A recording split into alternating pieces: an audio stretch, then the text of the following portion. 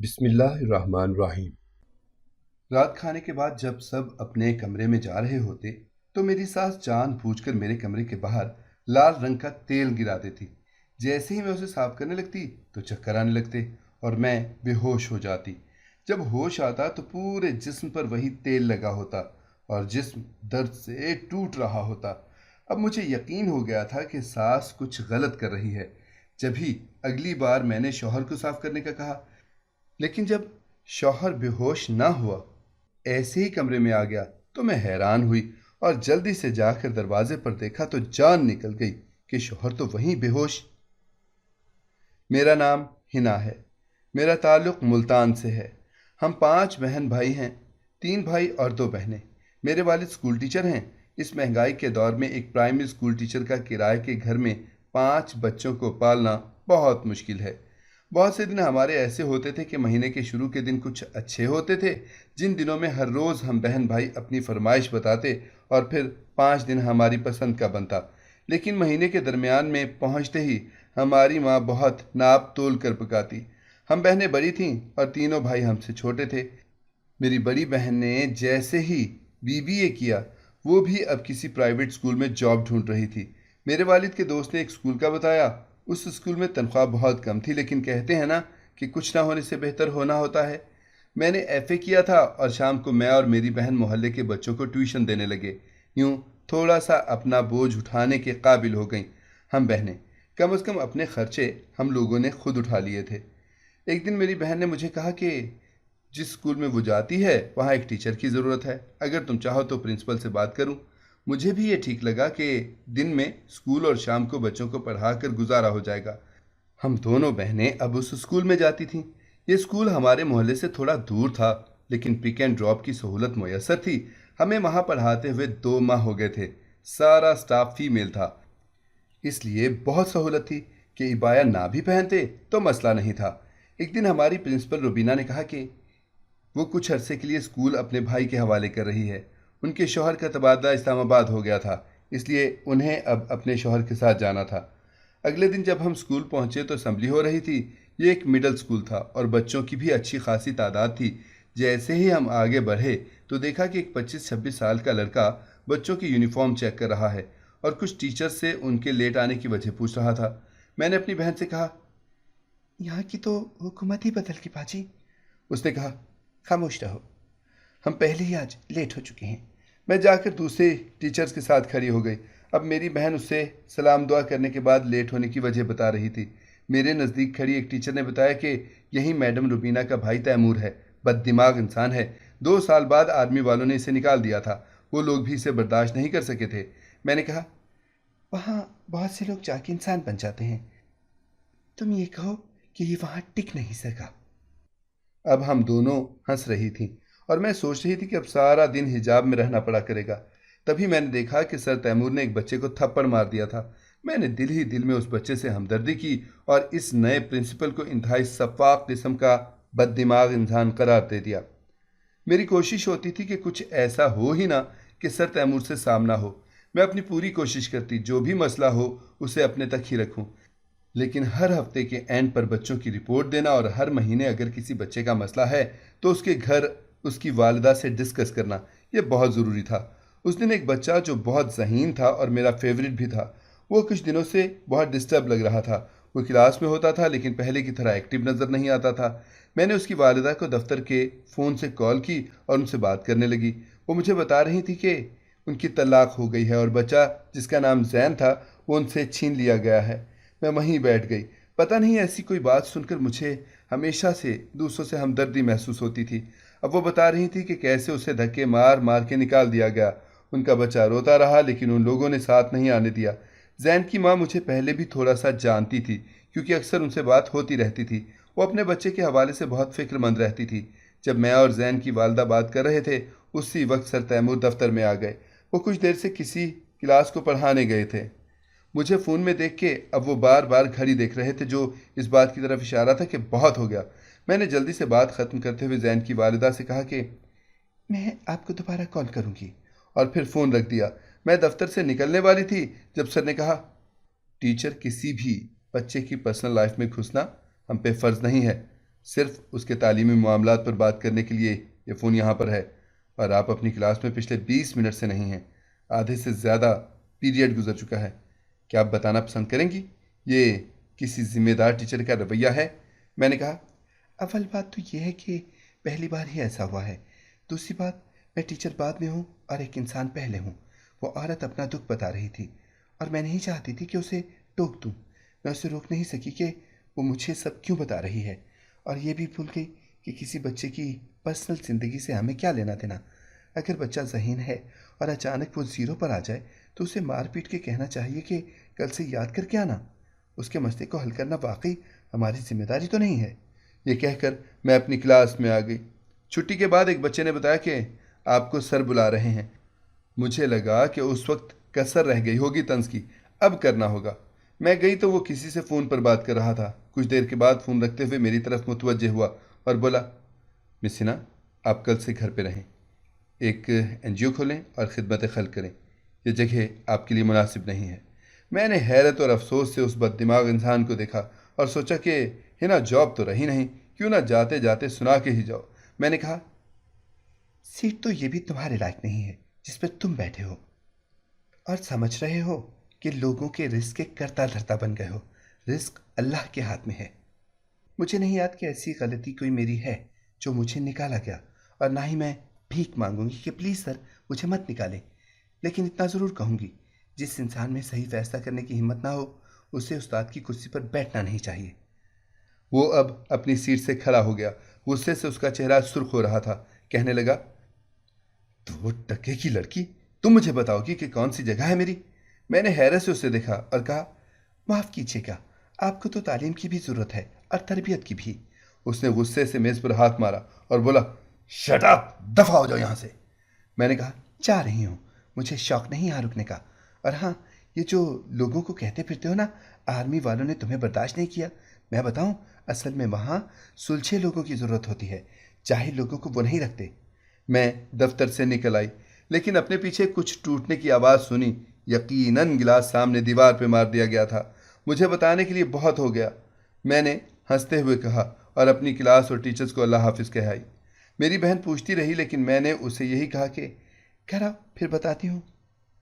اماں مجھے جلدی گھر آتے دیکھ کے پریشان ہو گئیں۔ میں نے کہا، میں نے نوکری چھوڑ دی ہے، تنخواہ کم ہے اور کھپنا زیادہ پڑتا ہے، مجھے نہیں جانا۔ شام کو ابا کو بھی یہی کہا۔ رات کو گاؤں سے چاچا اور ان کی ساری فیملی کراچی سے ہمارے گھر رہنے آ گئے۔ وہاں بارشوں کی وجہ سے سیلاب آ گیا تھا، ان کا گھر تباہ ہو گیا تھا۔ چاچا کے 3 بچے تھے۔ ابا نے اماں سے کہا کہ میرا بھائی مصیبت میں ہے، جیسی روکھی سوکھی ہم کہتے ہیں ویسے ہی وہ بھی کھا لے گا، لیکن کبھی بھی اسے یہ نہیں لگنے دینا کہ وہ بوجھ ہے ہم پہ۔ میری والدہ بہت سمجھدار اور باحوصلہ خاتون تھیں۔ اچھے برے وقت میں کیسے صبر شکر سے چلنا ہے، انسانیت کیا ہے، سب کچھ ان سے سیکھا تھا ہم نے۔ میرے چاچا زیادہ پڑھے لکھے نہیں تھے اور نہ کچھ کرنے کے لیے ان کے پاس پیسہ تھا۔ بچے چھوٹے تھے۔ ابا نے کچھ دوستوں سے کہہ کر چاچا کو گھر میں ہی ایک دکان بنا دی۔ ابا کے دوستوں نے قرض کے طور پہ تھوڑی تھوڑی رقم ڈالی۔ اس طرح 2 لاکھ میں ابا نے چاچا کو چھوٹی سی دکان بنا دی تھی۔ چاچا ابا کے مشکور تھے، بہت اچھا وقت مل جل کر گزر رہا تھا، لیکن ایک دن ابا کی طبیعت بگڑ گئی اور جب تک انہیں لے کر ہاسپٹل پہنچتے انہوں نے زندگی کی بازی ہار دی اور ہمیں اس زمانے میں تنہا کر گئے۔ کچھ دن گزرے تو چاچا نے کہا کہ مجھے اپنے حصے کی رقم چاہیے۔ یہ گھر جو ابا نے اپنی محنت سے بنایا تھا، میرے چاچا اس میں اپنا حصہ مانگ رہے تھے اور پتہ نہیں کیسے جعلی کاغذات بنا کر لے آئے اور محلے والوں کو ساتھ ملا لیا۔ میری ماں نے کہا، میرے پاس پیسہ نہیں ہے اور یہ چھت بیچ کے میں اپنی جوان بیٹیاں اور چھوٹے بچے لے کے کہاں جاؤں گی؟ لیکن وہی چاچا جن کے لیے میرے والد نے اپنے گھر کے دروازے کھولے تھے، آج ہمیں ہی ہمارے ہی گھر سے نکالنے پہ تل گئے تھے۔ اماں کو ابا کی پینشن کے پیسے مل گئے تھے۔ اس رات ہم لوگ سوچ رہے تھے اس میں سے کچھ پیسے چاچا کو دے کے معاملے کو سلجھا لیتے ہیں، لیکن اس رات ہمیں ایسی نیند آئی کہ دوسرے دن شام تک ہم سب سوتے ہی رہے۔ جب آنکھ کھلی تو سب کچھ چاچا لے کر فرار ہو چکا تھا۔ ابا کی پینشن کی رقم غائب تھی، دکان میں بھی کچھ نہیں تھا۔ میری ماں کا برا حال تھا اور میرے چھوٹے بھائی عجیب بے بسی سے سب دیکھ رہے تھے۔ کچھ دن گزرے تو ابا کے دوستوں نے اپنے پیسوں کا مطالبہ شروع کر دیا جو ابا نے ان سے لے کر چاچا کو دکان بنا کے دی تھی۔ اماں نے کچھ مہلت مانگی، لیکن سمجھ نہیں آ رہی تھی کہ کیسے قرض ادا ہوگا۔ ایک شام ابا کے دوست رفیق چاچا آئے. انہوں نے اماں سے کہا کہ وہ میری بیوی کچھ سال پہلے گزر گئی تھی، اولاد ہے نہیں. جب تک بیوی رہی میں نے شادی نہیں کی. بہت محبت تھی مجھے اپنی بیوی سے، لیکن اب میں بہت اکیلا ہوں اور اتنا کچھ ہے لیکن کوئی خرچ کرنے والا نہیں ہے. اگر تم مجھ سے نکاح کر لو تو میں سب کچھ سنبھال لوں گا. اماں نے غصے سے اس شخص کو دیکھا جو خود کو ابا کا دوست کہتا تھا اور آج ان کی عزت پہ نظر رکھے ہوئے تھا. میری ماں نے کہا چلے جاؤ یہاں سے اور دوبارہ یہاں پر قدم مت رکھنا. میری ماں نے بہت برا وقت دیکھا تھا، لیکن یہ وقت ایسا تھا کہ صبر کا لفظ بھی چھوٹا تھا. 2 ماہ گزر گئے اور قرضے کے لیے دیا گیا وقت ختم ہو گیا تھا. ان لوگوں نے ہمارے مکان کی قیمت لگوانی شروع کر دی. 5 مرلے کا مکان ایک تنگ سی گلی میں. جو بھی آتا وہ کم پیسے ہی بتاتا. ہمارے گھر 2 دن سے کسی نے کچھ نہیں کھایا تھا. میرا چھوٹا بھائی بخار سے تپ رہا تھا. ماں نے رو رو کر اپنا برا حال کر لیا. ہمیں کوئی راستہ نظر نہیں آ رہا تھا. لگتا تھا کسی تنگ گلی میں داخل ہو گئے ہیں اور آگے راستہ بھی بند ہے. پیچھے کھائی ہے، اگر پلٹے تو گر جائیں گے. اچانک رات کو میرے بھائی کی طبیعت بہت خراب ہو گئی. بل نہ دینے کی وجہ سے گھر کی لائٹ بھی کٹ چکی تھی. اندھیرے میں کچھ سمجھ نہیں آ رہا تھا. میں اور اماں بہت مشکل سے میرے بھائی کو لے کر قریبی ڈسپینسری پہنچے، لیکن وہاں کوئی نہیں تھا. بارش بھی اتنی تھی کہ لگتا تھا کہ سارا شہر بہہ جائے گا. میں اور اماں اب مین روڈ کی طرف چلنے لگے تاکہ کسی ہاسپٹل لے جائیں. میرے بھائی کو سینے سے لگائے. میری ماں کے آنسو بارش کے پانی کے ساتھ دھل رہے تھے. میں نے آسمان کی طرف دیکھا اور اللہ سے گلہ کیا، اے اللہ، تیرے بندے تو منہ موڑ دیتے ہیں، لیکن تو کہتا ہے تو صبر کرنے والوں کے ساتھ ہے. پھر نہ آزما ہمیں، ہم تیرے بہت کمزور سے بنتے ہیں، بہت ناشکرے. تبھی ایک گاڑی کی لائٹ نظر آئی. میں نے جلدی سے ہاتھ ہلا کے رکنے کا اشارہ کیا، لیکن وہ کوئی بھی تھا. اس نے مناسب نہیں سمجھا کہ رکتا. میں اماں کی طرف بڑھی کہ لائیں مجھے دے، میں اٹھا لیتی ہوں چھوٹے کو. تبھی وہی گاڑی ہمارے قریب آ کر رکی. گاڑی کا شیشہ نیچے ہوا اور اندر موجود شخص کو دیکھ کے میری امید ہی ٹوٹ گئی کہ یہ ہماری مدد کرے گا. وہ وہی اسکول والا تیمور تھا جو پوچھ رہا تھا کہ اس وقت آپ لوگ سب خیریت تو ہے نا. اماں نے کہا میرے بیٹے کی طبیعت خراب ہے. تیمور نے جلدی سے گاڑی کا دروازہ کھول دیا اور ہمیں اندر بیٹھنے کا کہا. وہ ہمیں ہاسپٹل لے آیا. یہاں بہت سے ٹیسٹ کرنے کے بعد میرے بھائی کا علاج شروع ہوا. یہ ایک مہنگا ہاسپٹل تھا اور اماں بار بار مجھے دیکھ رہی تھی اور پھر ہاسپٹل کو. میں نے ان کے ہاتھ پہ ہاتھ رکھ کے حوصلہ دیا، اگرچہ حوصلہ تو میرے پاس بھی نہیں تھا. تبھی تیمور ہماری طرف آیا اور بولا مجھے ایک ضروری کام سے نہ جانا ہوتا تو میں ضرور رکتا، لیکن خالہ جی آپ پریشان نہ ہوں، آپ کا بیٹا اب خطرے سے باہر ہے. میں ابھی ڈاکٹر سے مل کے آیا ہوں. سارے ٹیسٹ ہو گئے ہیں، انشاءاللہ کل تک وہ بہتر ہو جائے گا. علاج جاری ہے. اماں نے میرے ہاتھ کو مضبوطی سے پکڑا. میں نے انہیں وہیں کرسی پر بٹھا دیا. میں نے دیکھا وہ باہر کی جانب جا رہا تھا اور میری نظریں ان قدموں میں الجھ رہی تھیں. ہم کیسے صبح اس ہاسپٹل کا بل دیں گے؟ اور اگر ان لوگوں کو پتہ چل گیا تو یہ لوگ تو میرے بھائی کا علاج بھی روک دیں گے. میں نے اپنی اور اپنی ماں کی حالت دیکھی تو کچھ آنسو بنا بتائے میرے دوپٹے میں جذب ہونے لگے. میں نے دیوار سے سر ٹکا لیا. جب اپنے قریب تیمور کی آواز سنی، میں نے سر اٹھا کے اوپر دیکھا جو 2 کپ چائے اور کچھ کھانے کی چیزیں میری ماں کے پاس رکھ رہا تھا اور ان کے قریب رکھی دوسری کرسی پر بیٹھ گیا اور بتا رہا تھا بارش بہت ہے، مزید سفر ممکن نہیں، تو میں نے سوچا کہ آپ لوگوں کے پاس ہی رک جاؤں.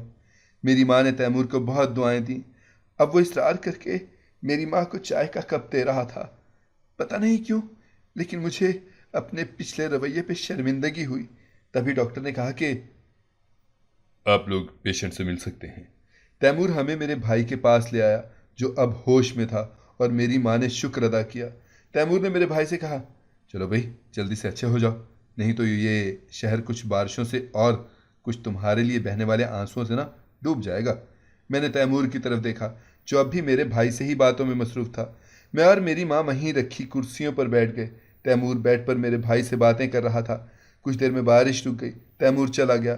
صبح جب ڈاکٹر میرے بھائی کو چیک کرنے آئے اور کہا کہ اب آپ اسے گھر لے جا سکتے ہیں، 1 ہفتے کے بعد دوبارہ چیک کروا لیجیے گا، تب تک یہ دوائی کھلاتے رہیں.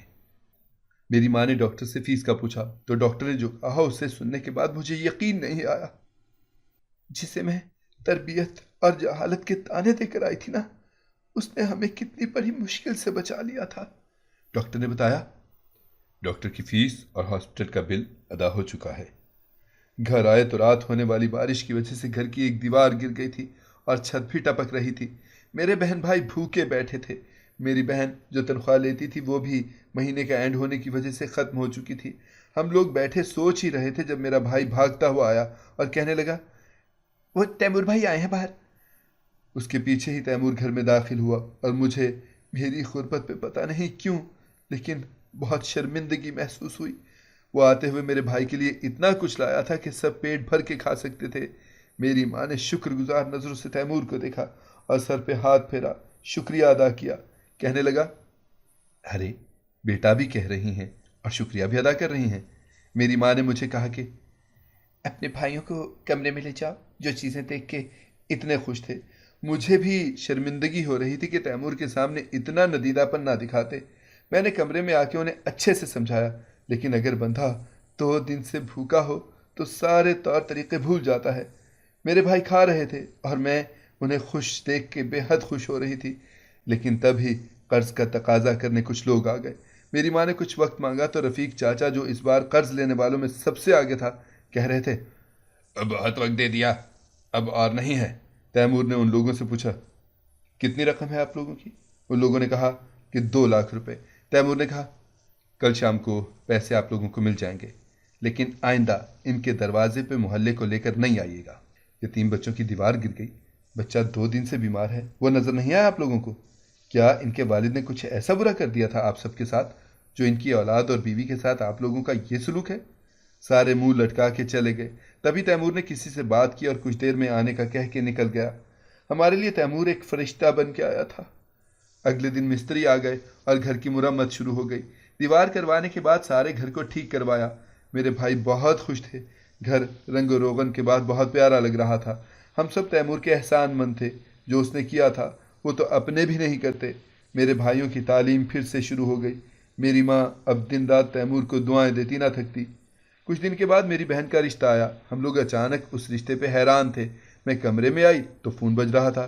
تیمور کی کال تھی۔ میں نے بتایا، کچھ لوگ باجی کو دیکھنے آئے ہیں۔ کہنے لگا، اچھی بات ہے، تم بھی کچھ سوچو، کب تک خالہ پہ بھوج بننے کا ارادہ ہے تمہارا؟ میں نے حیرانگی سے فون کو گھور کے دیکھا۔ مجھے اس سے اس بات کی امید نہیں تھی۔ کہہ رہا تھا، اپنی بہن کے رشتے سے جیلس نہیں ہونا، تمہارا بھی بندوبست کرتے ہیں۔ اور پھر فون بند ہو گیا۔ میری بہن کا رشتہ طے ہو گیا تھا۔ ان لوگوں نے جہیز سے منع کر دیا تھا اور کچھ دن میں نکاح کرنا چاہتے تھے۔ اس رات مجھے میری بہن نے بتایا کہ وقار میری بہن کو پسند کرتا تھا۔ وہ ایک کالج میں لیکچرار ہے، میری بہن کی سہیلی کا بھائی ہے۔ لیکن مجھے اور وقار کو پتا تھا بہت مشکل ہے رشتہ ہو۔ لیکن مجھے تیمور کا خیال آیا۔ اس نے سب سنبھالا اور وقار کے گھر والوں کو راضی کیا۔ مجھے حیرانی ہوتی تھی کوئی اتنا اچھا کیسے ہو سکتا ہے، اور اصل حیرانی تو تب ہوئی جب میری ماں نے کہا، مجھے یقین نہیں آتا کہ تیرا نصیب اتنا اچھا ہے کہ تیمور جیسا انسان تجھ سے رشتہ جوڑنا چاہتا ہے۔ اور یقین تو مجھے بھی نہیں آ رہا تھا۔ ہم دونوں بہنوں کا نکاح ایک ہی دن ہوا اور میں تیمور کے گھر آ گئی۔ تیمور کے گھر والوں کا رویہ بہت اچھا تھا میرے ساتھ، لیکن تیمور کی ماں بہت عجیب عورت تھی۔ مجھے یقین نہیں آتا تھا کہ وہ تیمور کی ماں ہے، لیکن میں یہ کہہ نہیں سکتی تھی۔ رات کے کھانے کے بعد جب سب اپنے کمرے میں جا رہے ہوتے تو میری ساس جان بوجھ کر میرے کمرے کے باہر لال رنگ کا تیل گرا دیتی۔ جیسے ہی میں اسے صاف کرنے لگتی تو چکر آنے لگتے اور میں بے ہوش ہو جاتی۔ جب ہوش آتا تو پورے جسم پر وہی تیل لگا ہوتا اور جسم درد سے ٹوٹ رہا ہوتا۔ اب مجھے یقین ہو گیا تھا کہ ساس کچھ غلط کر رہی ہے۔ تبھی اگلی بار میں نے تیمور کو صاف کرنے کا کہا، لیکن جب تیمور بے ہوش نہ ہوا، ایسے ہی کمرے میں آ گیا تو میں حیران ہوئی اور جلدی سے جا کر دروازے پر دیکھا تو جان نکل گئی کہ تیمور بھی وہیں بے ہوش پڑا تھا۔ میں نے جلدی سے اپنے دیور کو آواز دی۔ وہ جلدی سے آیا اور پانی کے چھینٹے مارے۔ تیمور نے تھوڑی سی آنکھیں کھولیں۔ میں اور میرا دیور تیمور کو بیڈ تک لائے۔ میرا دیور سر جھکائے کھڑا تھا اور کہہ رہا تھا، میں نے کہا تھا یہاں سے چلے جائیے، میری ماں آپ لوگوں کو سکون سے رہنے نہیں دے گی۔ وہ روز بھابھی پہ جادو کیا ہوا نشے کا تیل چھڑک دیتی ہے، اگر بھابھی کو یا آپ کو کوئی نقصان ہوا تو کیا ہوگا؟ تیمور نے مسکرا کر کہا، میں جانتا ہوں وہ عورت بچپن سے مجھ سے نفرت کرتی ہے، اور یہ بھی جانتا ہوں کہ اسے جادو اور چلے کرنے کا بہت شوق ہے۔ اکثر سب کچھ مجھ پہ آزماتی تھی، اب ہنا کے پیچھے پڑ گئی ہے۔ میں کچھ بھی کر لوں اس عورت کی نفرت ختم نہیں ہوگی، اس لیے میں ہنا کو لے کر یہاں سے چلا جاؤں گا۔ میں اس کی جان کو خطرے میں نہیں ڈال سکتا۔ میرا دیور باہر نکل گیا تو میری ساس جو کہ تیمور کی سوتیلی ماں تھی سب سن رہی تھی۔ شرمندگی سے سر جھکا لیا۔ میرے دیور نے پوچھا، اماں کیوں کیا آپ نے یہ سب؟